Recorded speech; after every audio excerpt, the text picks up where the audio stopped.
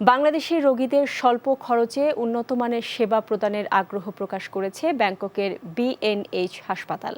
সরকারি বেসরকারি অংশীদারিত্বের মাধ্যমে থাইল্যান্ডের চিকিৎসার ওপর নির্ভরশীল বাংলাদেশি রোগীদের সহায়তা করতেই এমন আগ্রহের কথা জানায় হাসপাতালটির প্রতিনিধি দল।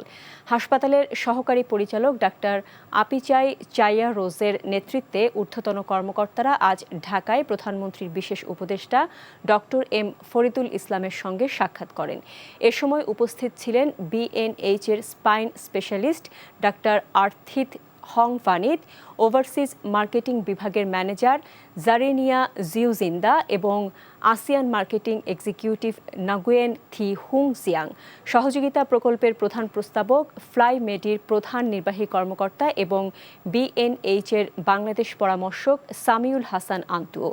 ডাক্তার মোহাম্মদ ফরিদুল ইসলাম বলেন, দেশ ও জনগণের কল্যাণে আসে এমন যে কোনো অংশীদারিত্বের সুযোগ কাজে লাগাতে চায় সরকার।